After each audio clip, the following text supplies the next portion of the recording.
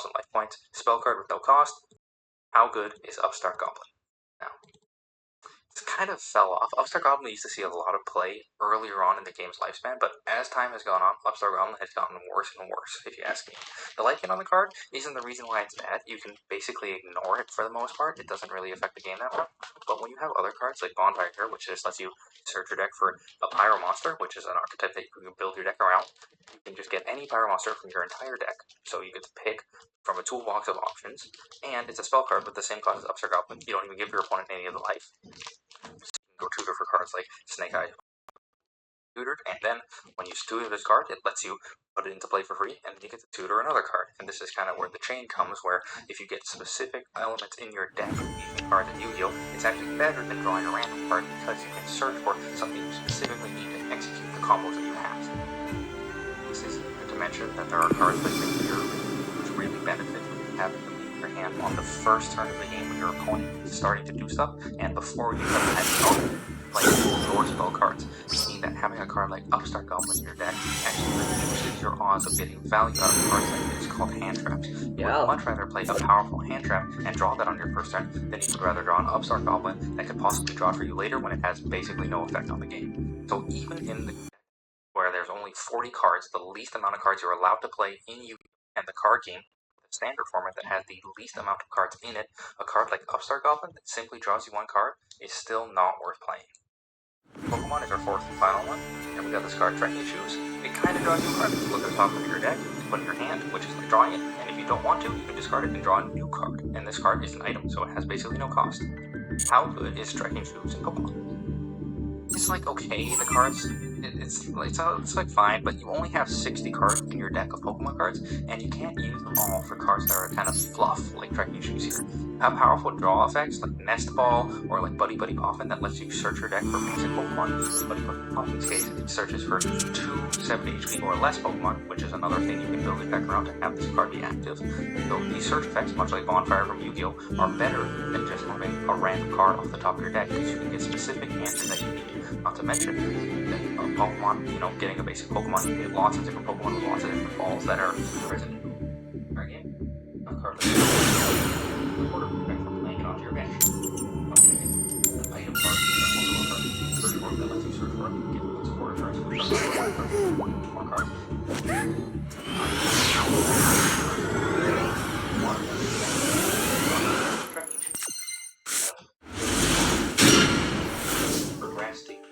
Of getting the combo online or whatever it actually will. So, context. What? 2010, a really long time ago, are very comparable. I'll take it. The two are the discurrent like They saw Diviner and fucking quit immediately? What?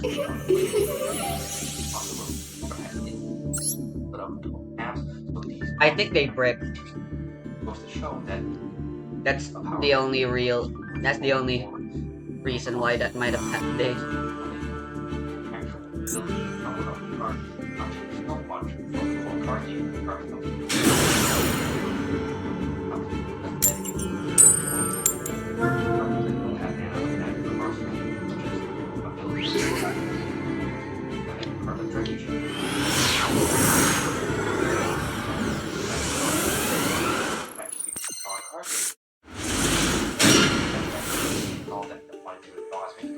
Wow, full package. Your opponent will run the cards before you play cards like the draw cards. Therefore, your opponent would also not want to play those draw cards. Not every Yu-Gi-Oh! Obviously, you're banned out all formats, but Starting off with face downs.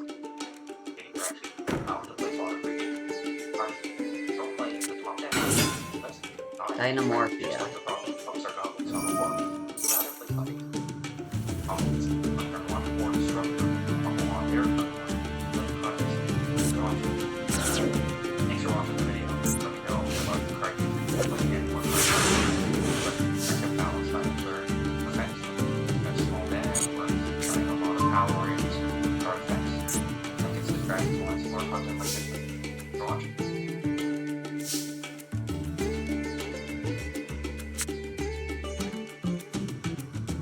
What do I do with this?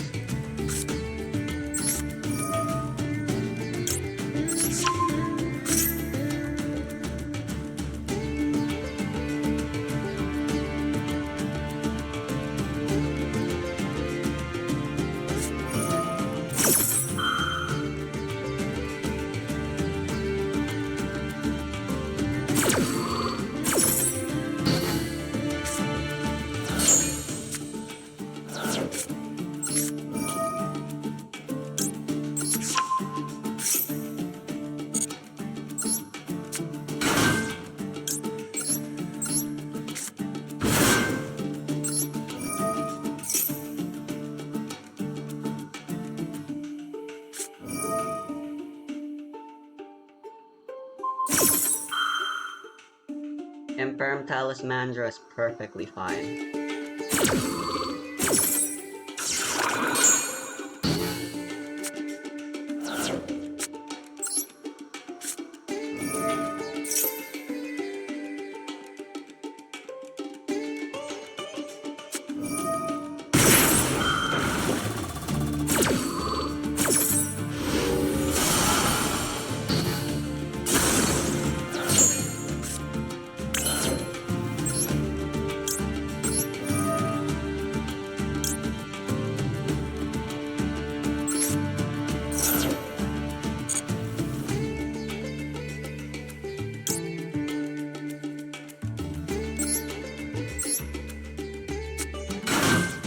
Disable the effect of Candle by putting it there.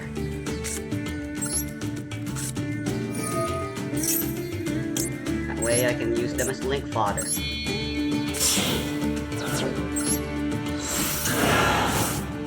Your game plan was to not let me play the game, but unfortunately I had every way to play the game.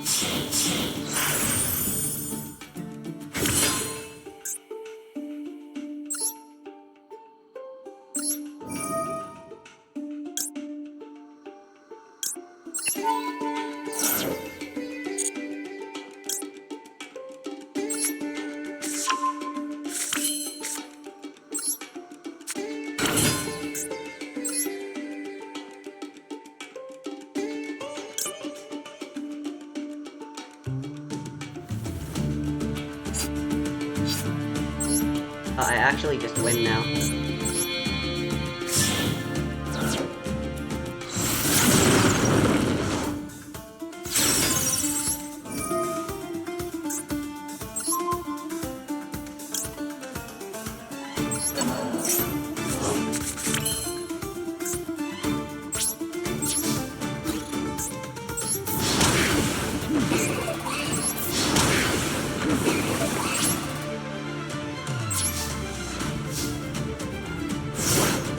I have Ash Blossom, they only have one card.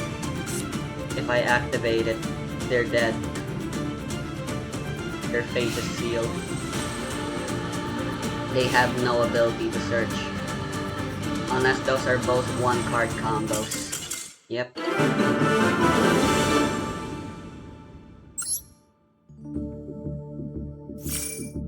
Solemn Judgment fucking over someone. It happens sometimes, unfortunately.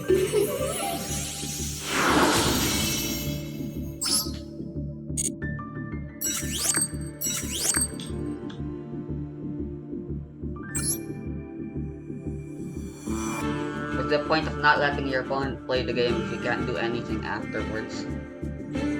That was a bad deck.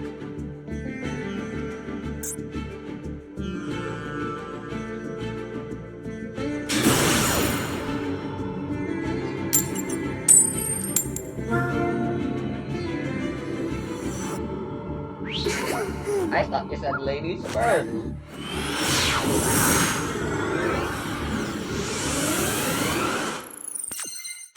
But what if we're both ladies?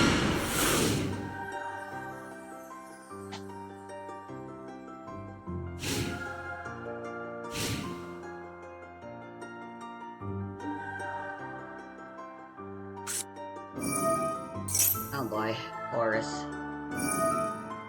Engine.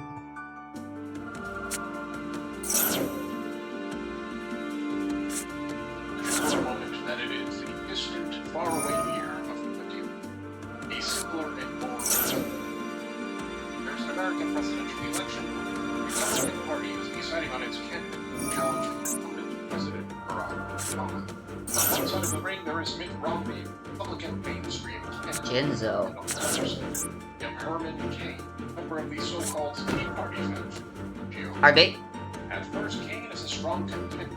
It deals with popular narratives that are emerging among Are they playing Egyptian gods? But in the end, he loses to Mitt Romney after allegations of harassment. Nevertheless, you get out to sing it to have a rich But, okay, now, what's with the ancient history? Well, in December of 2020, Herman Cain suspended his candidate, admitting defeat. In his farewell address, in a moment when emotions were high and the sorrow of the audience was palpable.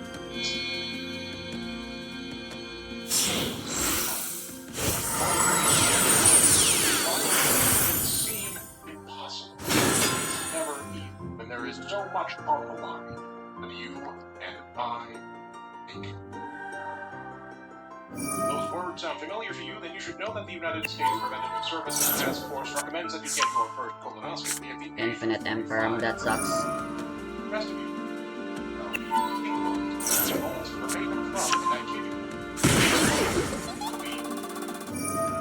You'll note that this is an eventual line of dialogue spoken about. It's appearing in a song, specifically a song for the English dub. See, Pokemon the movie 2000 was not originally made for American audience. It was originally in that for some adjustments, to account for different audience expectations. Into those differences in a moment, but first I wanted to pick this video's from a long they blame all of the candles of the soul. Some paint their walls with inspirational pictures, their walls with posters and Why didn't they put down Infinite Emperor? Sure. Multifaceted things.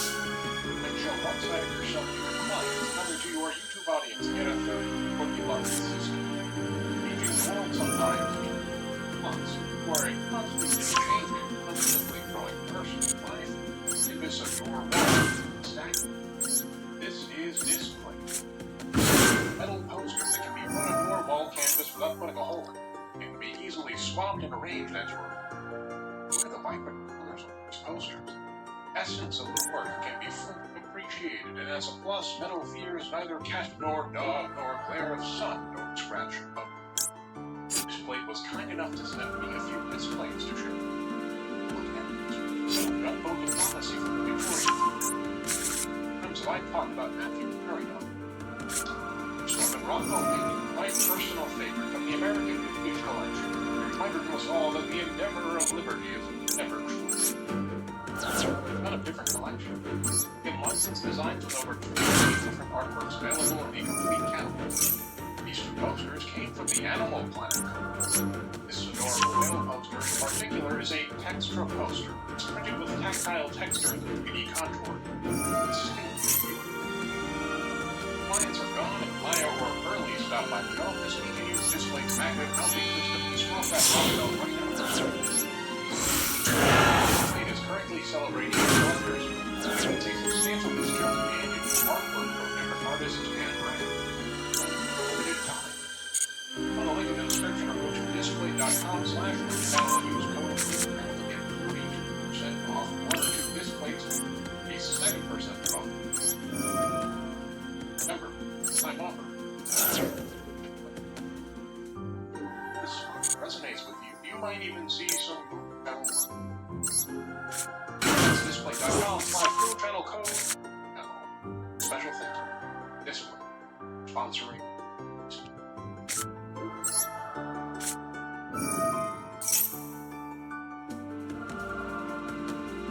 Despite being ostensibly the same, there are a few notable differences between the American Pokemon and the Japanese. Wait, no, I should have used Talismander so I could use...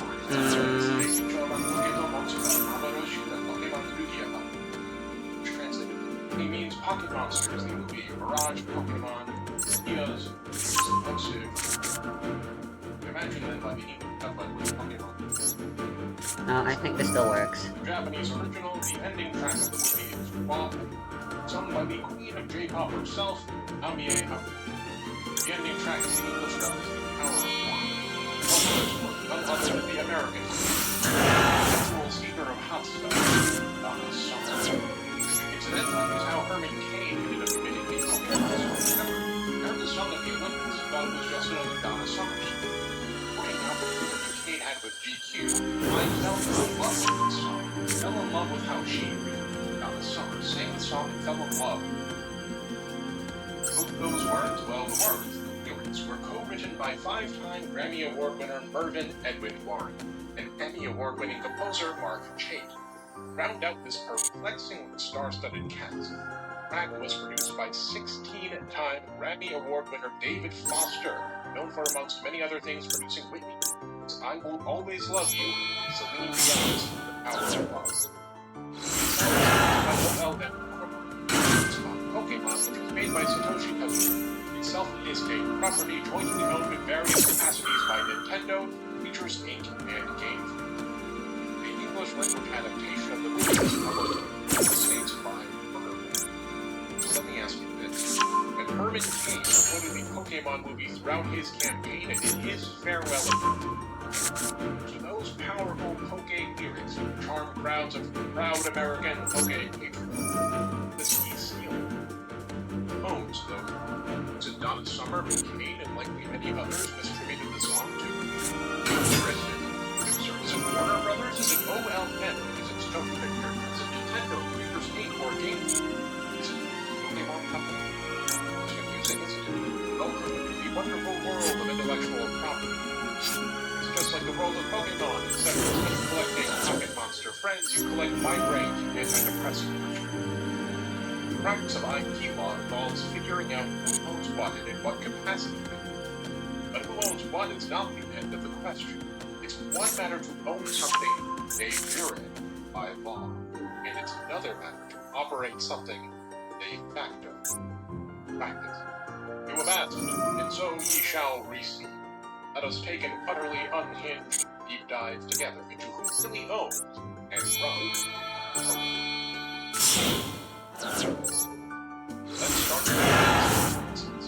There are 4 instances, each of which is implicated in the ownership and development of the Pokemon. There is Nintendo, Game Freak, and Features Inc. Together, they each hold 1/3 of the Pokemon. The relationship between the three, however, is here's what we'll do. We'll start by looking at the relationships that these 3 entities have before then going into the history that There's Infirm. Then, in the video, we'll see how it all looks in practice with regards to Pokemon. But let's start. What's the best way to think about the ownership of Pokemon? I can't use Ophiel's summoning effect anymore because of Infinite Infirm. Co-equal persons in one entity. This is a doctrine known as the Holy Trinity. God the Father, God the Son, and God the Holy Spirit. The fuck? One God. The Trinity defines what God is. The 3 beings define who God is.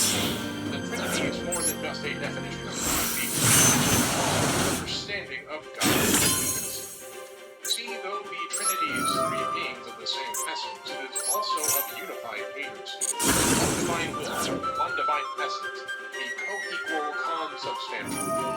Pokemon, the brand, managed by the Pokemon Company, a company created jointly by Nintendo, Game Freak, and Nintendo.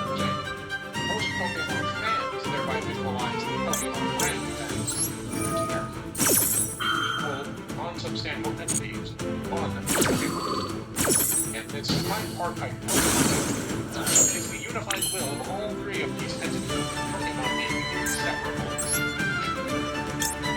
What matters is that it's not that simple.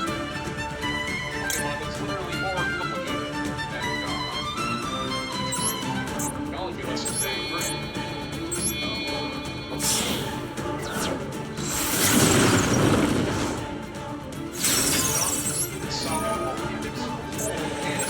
argue that it is also not. Pokemon is less like God, Christian theology, and more like evil. Wait, no, false. I didn't mean to. Shit. All three heads belong to the same tree.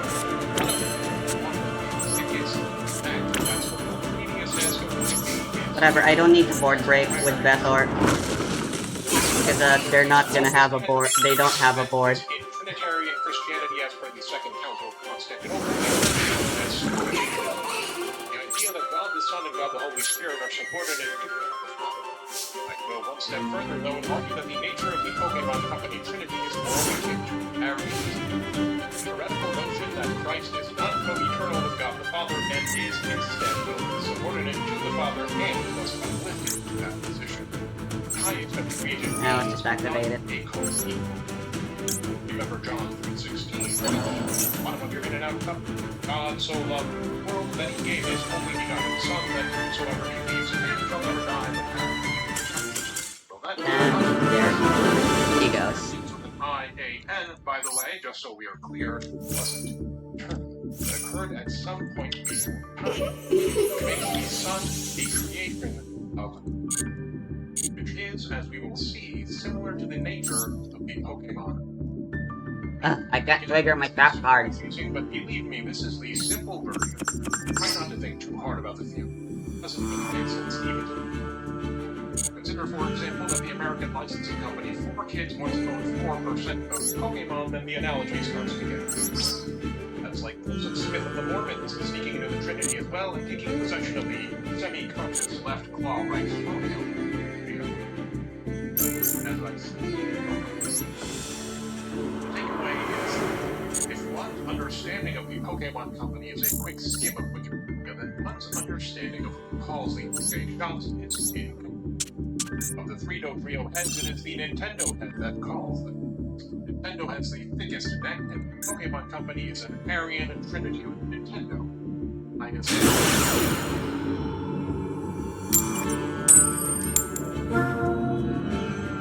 Substantiate this claim.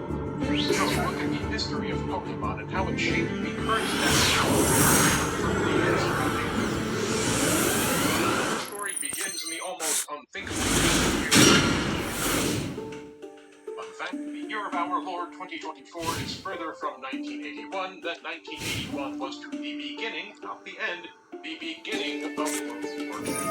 That's right, today we're Ooh, pacifist. We were looking backwards 43 years. Normal monster spam deck. About the German invasion of Poland.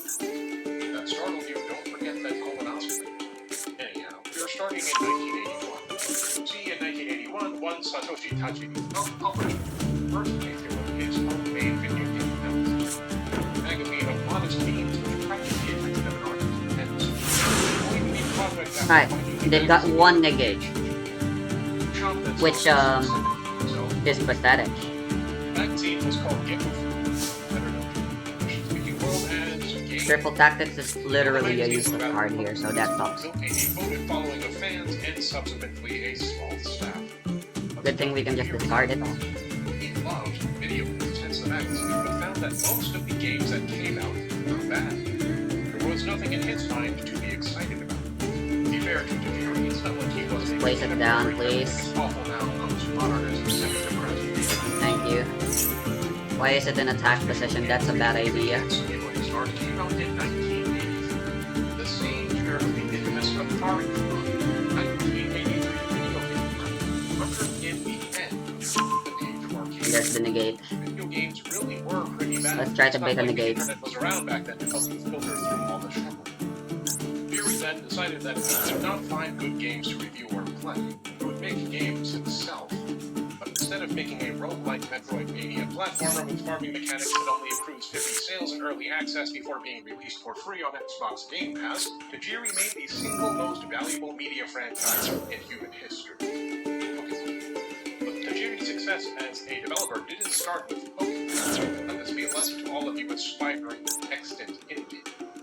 Rogue greatness is seldom a one and done, unless for certain aid, apparently.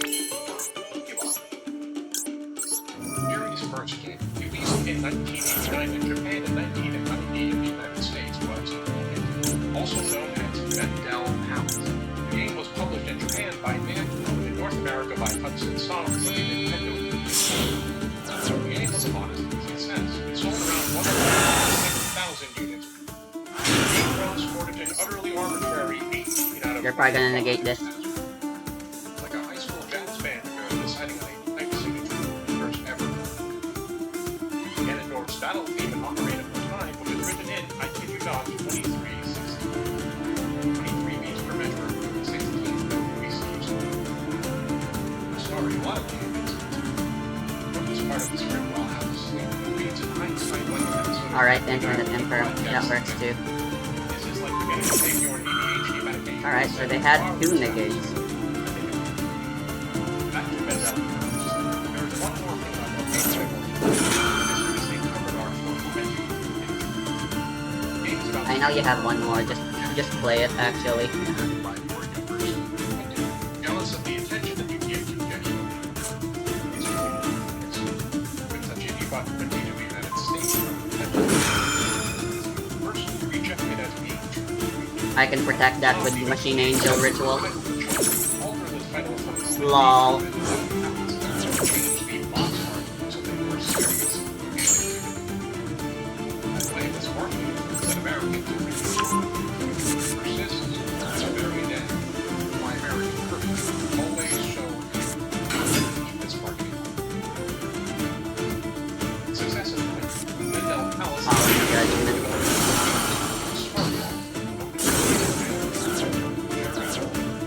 Every year meeting and dead evil. Review score of 12, 9.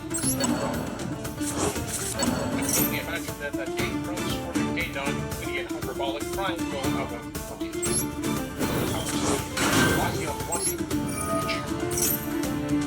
Games released by Game Freak throughout the 90s included a puzzle game simply called Yoshi, Magical Hydro Mario, Mario, Untitled Tony Shoot, and also, all of which also released middling reviews and box sales. These were games made largely unaccessible. In the background, as early as 1990, just after the release of the Fury television, saw how Nintendo's Game Boy reconnected to the consoles could communicate. He claims that he saw bugs falling back and forth between the consoles via link. Getting back to his childhood. No.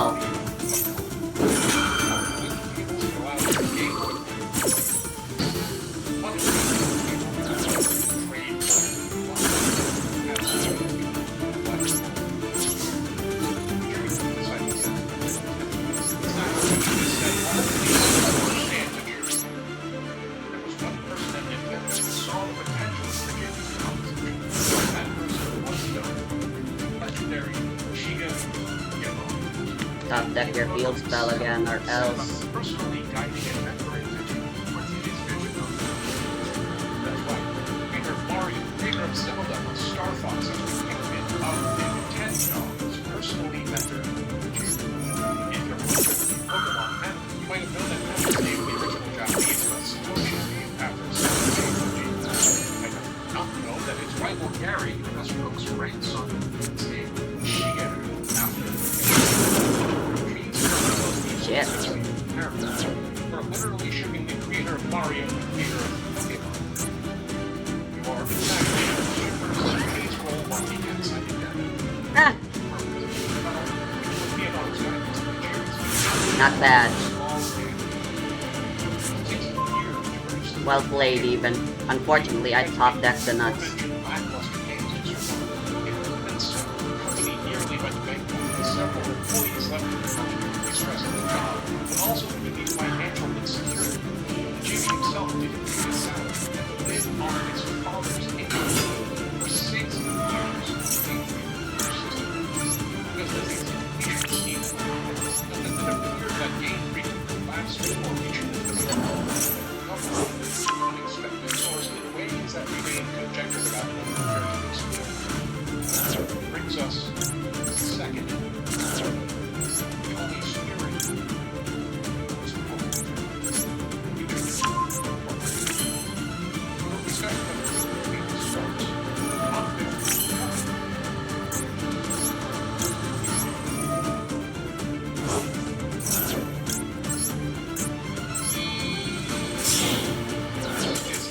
Not voice actor of Tatsuo Kusakabe, father in my neighborhood, for his work as a writer and essayist. No video games based for at least one other substantial accomplishment. Like employees at Nintendo for some unrelated business purpose when he decides to pitch an idea to Shigeru Miyamoto himself. The idea is simple.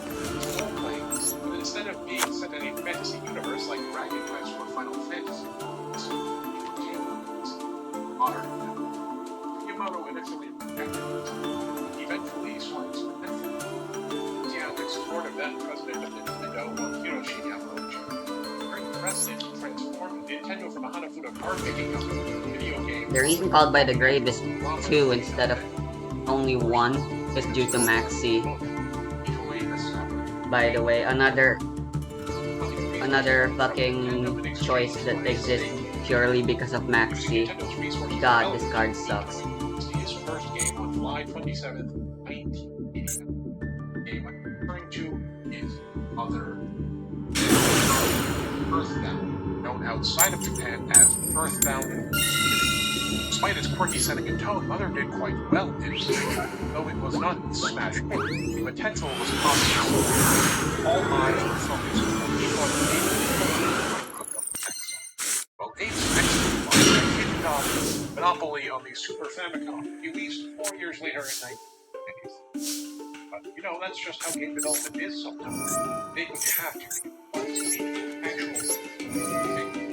And what Toy wanted to make was the game known outside of Japan as Earthbound. Earthbound had a very troubled development. The start Earthbound was extremely ambitious. As such, development took a lot longer than expected. Game receiving multiple threats of cancellation. As a decelerated struggle to make a complicated graphics, now designing games like fit to be title is too ambitious for a project choke as a future. That pivotal moment, all directly intervened in the development. They brought in a second-party partner, also ostensibly independent from the essentially, in this case, Nintendo brought in house creators of purpose, plus the motion. He then president of HAL Labs, HAL Labs was already very closely joined to Nintendo. Well, it was Nintendo that's interested in HAL Labs, but back in the tradition that we thought of being appointed.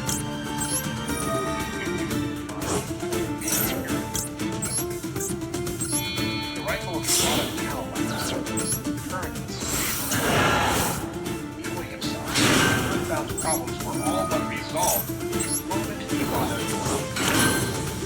veteran developers at HAL, led by the brilliant Iwata, handled the game programming. The devs and team worked on the text, the maps, and other specific design. And thus, after a 5-year development cycle, just as Home seemed lost, kindly implemented amendment with HAL Labs, both in terms of their technical support, and also the Earthbound over the line and saw its Kinda Mafia again? But it was not a commercial smash. Nevertheless, it is remembered extremely fun. It remains to this day a cult classic that many argue is amongst the greatest games ever. You're familiar with the Mother series with Earthbound and recognize the sound font of this backing track. You might know that there is What? Never released in the West. I have a video of the reasons why, by the way. Oh. Mother 3 was written by Blue, but it was not produced by Abe. In fact, Mother 3 was released over a decade after Mother 2 by then developer also made one of Kirby's favorite games. You might know them better now as one of some worked on Nintendo first-party title great from Super Mario Odyssey, Animal Crossing New Horizons, Rings and Adventure. Oh, and of course Mother 3 was also worked on by the long story of Mother 3 might be for a... Why did I tell you all? Well, after the monumental work that went into Earth, scaled back its operations, produced its final games in 1995, the last one comes the port of Mother 1+2 in 2003 over to the Game Boy. The company still exists, and Nico is still the president. It sits around managing the Earthbound IP, but it is a vestigial name has slowly faded into Lovely. People at Ape Incorporated, the edifice of Ape Shit, I can't use this. itself were not left to rot. The former staff of the team, now veteran devs themselves, were reorganized and direct involvement to a new company. And similar to how Ape Inc. was formed, Nintendo might also have some undisclosed and missing. And the head of this new entity was placed an extremely experienced developer over at Ape, Tsunekazu Ishihara. That name sounds familiar. It's because Ishihara is the current president in this new company, the one we're currently talking about, the company born of the ashes of Ape. Ishihara, as the CEO and head, was none other than Creatures. Hard I get a capitalist. By Nintendo, in part by The spells. but it is already seen as much as Nintendo said. See now, you see the pattern coming together? You see the full circle? Nintendo used HAL Labs to rescue Earthbound and Ape with technical expertise and allegedly money. And then Ape organized into Creatures Inc. Creatures Inc. that will support and potentially fight Ape to support vis-a-vis Nintendo. Well played. Game freak that last stage get across. But Moody, I can hear you say, Creatures Inc. was established on November 8th, 1996. Came on Reddit Great were released in Japan in February of 1996. The games were by then and ready to ship, and I read before that Creatures Inc. didn't directly contribute to the programming of Pokemon Red and Green. Arthur claims that a jump, if you will. All of these are true, but support isn't always technical, as we previously stated.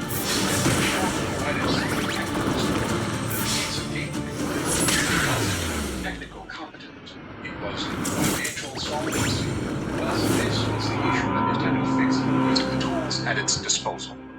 Creatures Inc. ostensibly played a part in fixing the financial troubles, but even if we remove the hard-to-corroborate inner dealings here, Creatures Inc. still got directly involved in certain aspects of business that took a lot of pressure off of Game Freak. This Iwata Asks interview in which the late Satoru Iwata, now the president of Nintendo, interviews Ishihara, the president and CEO of the Pokemon Company, and Shigeki Morimoto, the director of Pokemon Emerald, Heart Gold and Soul Silver, and a dev that has been at Game Freak since 1992. Oh, also, I was gonna say, where's my max speed and been? Reiki, and These Taurus, past few games. and Chuckle. Oh, and Mew. That was him, too. And also Piloswine. You can read the whole interview for yourself, as it is quite fascinating, but I want to bring your attention to a few parts in particular. First part is this exchange between Iwata and Ishihara. Iwata begins by stating, now planning for Pokemon began in, and Ishihara interrupts, it was 1990. Iwata continues, Red and Green were released 6 years later in February 1996, which means that they had an incredibly long development. Ishihara responds, yes, they really did, and he laughs. Iwata says, during Pokemon's extended development period, I tried to stay abreast of what you were doing as much as possible. Then, when Red and Green released, it was such a quiet, understated start that it was impossible to imagine the way they would go on to explode in popularity. Ishihara concludes, "That's right, we originally completed the titles in October of the year prior to their release, and wanted to release them quickly. We missed the end of the year sales season and finally released the games at the end of February of the following year, the very worst time of the year to release games." But wait, who's this we Ishihara speaks? Remember, Ishihara was not at Game Freak, he was the head of Creature. We, says Ishihara, completed the game in October, but Creatures was founded in November of that year. Ishihara is credited as the producer of that game. It's likely then that what we know happened on the record may not necessarily line up with what happened behind closed doors. Note as well that Iwata, at the time Pokemon originally released in 1996, was still at HAL, did not join Nintendo until 2000, and did not become president until 2002. Yet throughout Pokemon's development, Iwata, even over at HAL, was kept abreast and informed of Game Freak's progress.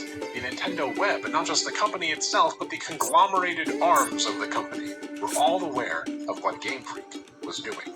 The more important takeaway from this section, though, is that it identifies the holdup and corroborates directly from the horse's mouth what we already know. The titles were finished as early as October of 1995, but did not release. Creatures Inc. comes around in November of 1995, and with Creatures' help, the issues surrounding the game's release, marketing, supply, distribution, etc., were cleared up. Here's another quote from the interview that tells us a little bit more about the inner goings-on, in spite of, perhaps, how private this information can otherwise generally be. Iwata states, "I was involved in setting up Creatures Inc., and I remember sitting next to you, Ishihara-san, when you were deciding on the initial number of units to be shipped." Ishihara states, "That's right." Then he laughs. Iwata continues, "I recall that the initial number of units to be shipped was smaller than I'd expected. But even so, I had quite high expectations. The number of units, I imagined that they'd fly out of the shops and that stock would run dry very quickly. But sadly, that wasn't to be. At this point in time, Iwata has intimate knowledge of the operations of Creatures Incorporated because despite not being a Nintendo employee at the time, Iwata was acting as a liaison between Nintendo and Game Freak, and as a result, Iwata was appointed to the board of directors at the newly operational Creatures. Creatures Inc. wasn't set up out of the blue for no reason. It was a purposeful initiative by Nintendo to assist in this final push for Game Freak, and there's a good reason why it owns a third of the Pokemon IP. Believe me, the reason Creatures Inc. is ahead in this dodrio isn't because of the trading card game. Yes, the TCG is popular and profitable, don't get me wrong. It has a gross revenue of $21 billion, with a B, dollars, as of 2023. But the overall gross revenue of Pokemon is around $158 billion as of 2023, which makes the TCG about 13% of the pie. Not really substantial, but not a third. The value that Creatures brings to the table is more than just the TCG. Creatures is, as I alluded to earlier, the holy spirit of the operation. In it, we get hints at how Creatures was involved in the logistics surrounding the initial distribution of Pokemon. We see over time how Creatures has developed the Pokemon brand outside of the core games. Creatures is responsible for the massive Pokemon trading card game, of course, but remember that Creatures was built out of veteran devs from Game. Creatures also assisted in the development of Pokemon Stadium, of Hey You Pikachu, of Smash Brothers, Pokemon Snap, Stadium 2, Melee, Pokemon Coliseum, Gale of Darkness, Pokemon Ranger, Battle Revolution, and they developed on their own Detective Pikachu and Returns. Bruh, how did I break so hard? Modeling for the modern Pokemon franchise, including the modeling for Pokemon X and Y, Omega Ruby and Alpha Sapphire, Pokken Tournament, Pokemon Go, Sun and Moon, Let's Go Pikachu and Eevee, Sword and Shield, Legends Arceus, and Scarlet and Violet. Does this make sense at all? Creatures is the support company, right? Creatures is a mercy main. Creatures is a smash pass smearable. But its work is no less essential to the operation of the modern Pokemon franchise, even outside of things like the TCG or merchandising. And speaking of merchandising, before we get to the thickest neck, the head of this metaphorical heckin, let's talk about the body and mind. Let us talk for a moment about the beginnings of the Pokemon Company itself. If I were to ask most of you, what do you know about the Pokemon Company, the answer might come back something like this. Once upon a time, Game Freak made Pokemon. Nintendo offered support as the publisher, and Creatures Let's do one Inc. more game. offered logistical and I just allegedly need to financial activate a support trap that card, also man. Let sort me of have came it. from Nintendo. And Pokemon became And this voiceless voice unexpected is my most star. consistent way of The doing companies it. couldn't Let me manage draw on their Infinite own. Imperm. Thus, they elected to form a new company to manage the IP juggernaut that was Pokemon, and they each took a 1/3 equal share in this new company. But that's an incomplete understanding. It's only half true, in that this is what the Pokemon Company eventually became. But TPC was not originally designed to manage the entire Pokemon franchise. Let's take a look at the Pokemon Company's corporate timeline to see the big picture here. In February of 1996, Pokemon Red and Green are released. In October of 96, Creatures releases the trading card. In April of 97, the anime launches in Japan, and in April of 1998, the Pokemon Center Company Limited is established. You see, the original Pokemon Company was formed not to manage the brand entire, but merely to manage a physical Pokemon Center store location. In April of 98, I have the my first Pokemon Center in Tokyo opens. For those of you keeping track, Pokemon Red and Blue haven't even released in the United States yet. That doesn't happen for another 5 months, in September of 98. And in November of 98, Pokemon Center Osaka is open. Up to this point, everything seems to be going well. The divvying of responsibilities, with Nintendo producing, Game Freak developing, and Creatures handling the support role of logistics, side projects, and merchandising, is proving effective. But the Pokemon brand is ballooning, and now it's way outside of the scope of the initial vision for this project. And the final nail in the coffin of this first Poké system is the simultaneous launch of Pokemon Gold and Silver and the release of Pokemon the First movie in the United States, both of which occur in November of 1999. With this big franchise push, came a lot of both merchandising opportunities and licensing requests. If you were around in 1999, you might remember that there was a huge scramble around collecting the Pokemon toys at Burger King, due to a licensed promo that occurred between November 9th, 1999 and December 31st, 1999. Also, a fun fact about the Burger King toys, there were not one, but 3 different lawsuits involving children suffocating on half a Burger King Pokeball. Which makes one wonder how any of these parents managed to keep dangerous instruments like bowls or, God forbid, cups around the house, but I digress. You may also recall that theaters showing the first Pokemon movie distributed exclusive trading cards that one could collect. Well, all of these licensed products and promotions were, at the time, handled by Creatures, which, as you recall, is not a team of marketing people, it's a team of veteran developers. And Ishihara, as head of Creatures, was responsible for the approval and management of all of these various whatever, just let me fucking trigger Infinite Imperm. Just to say, Creatures was juggling a lot of different Pokeballs, and was starting to overwhelm a company that was not designed to handle so many responsibilities. Pokemon was becoming a global phenomenon, and the lion's share of its revenue was from merchandise. As such, it didn't make sense for Creatures to be handling. I know you have Samsara loaded.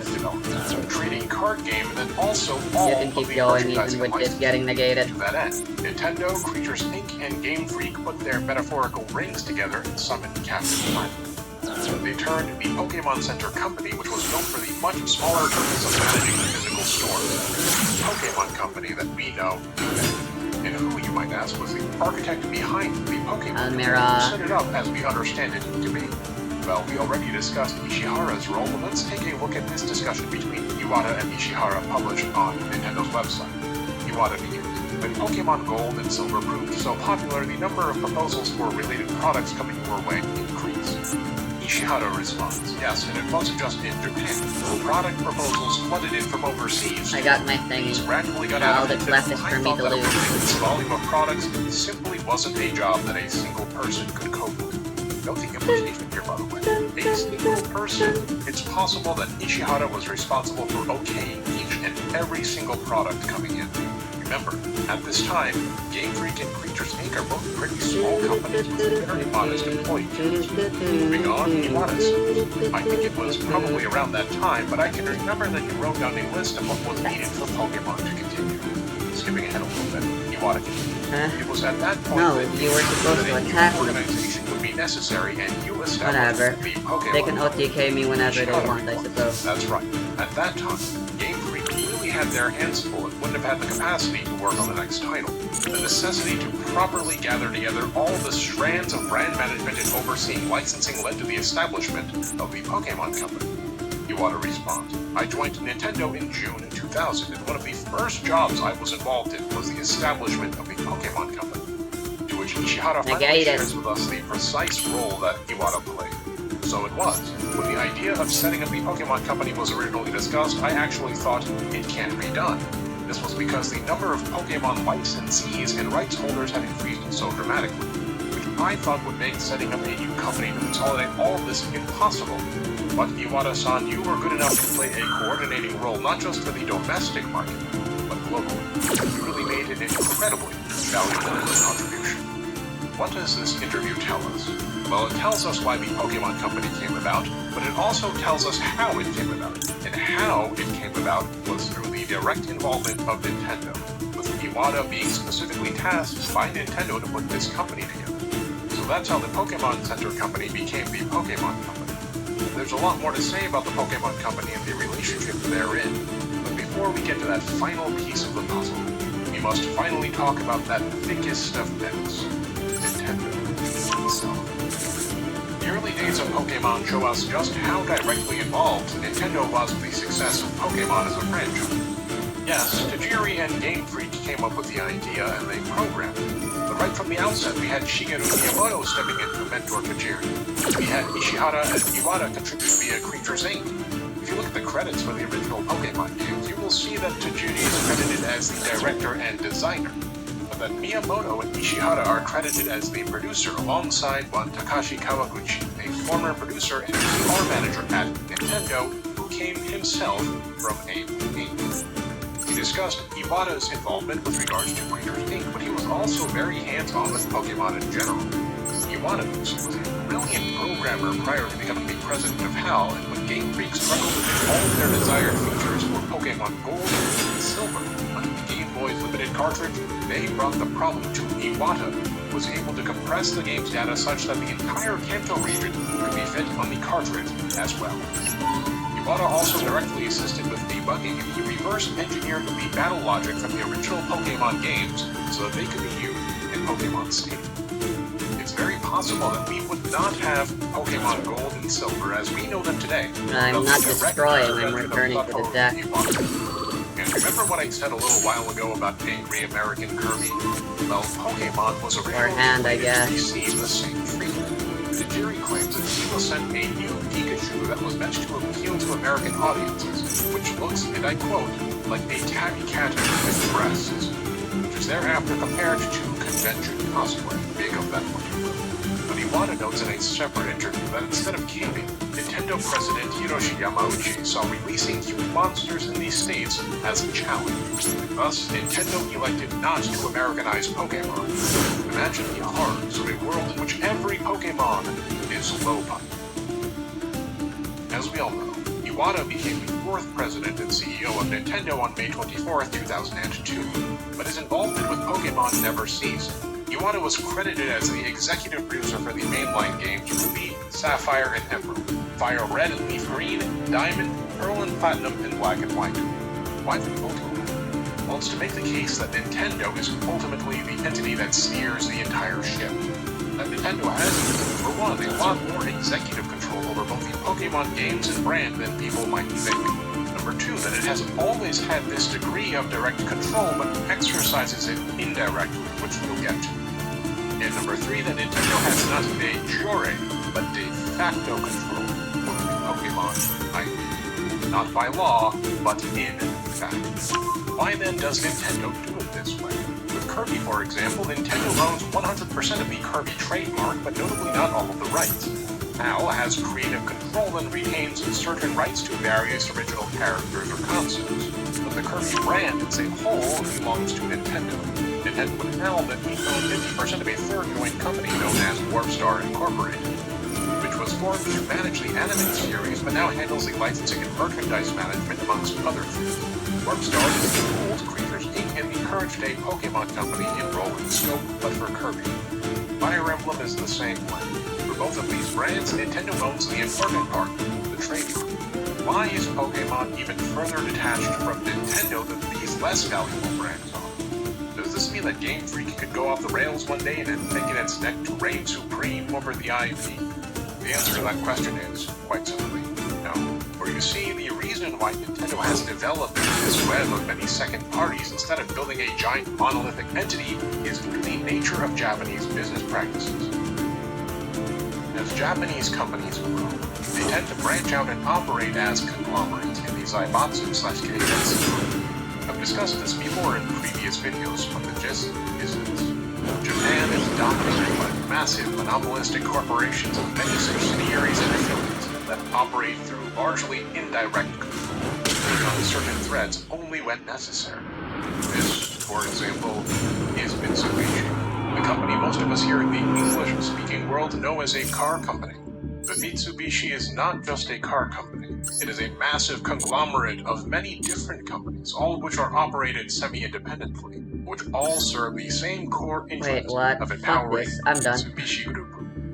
Mitsubishi owns and operates one of the largest banks in the world, Kabushiki Gaisha Mitsubishi UFJ Financial Group. It owns and operates one of the world's largest heavy industrial companies, which produces everything from fighter jets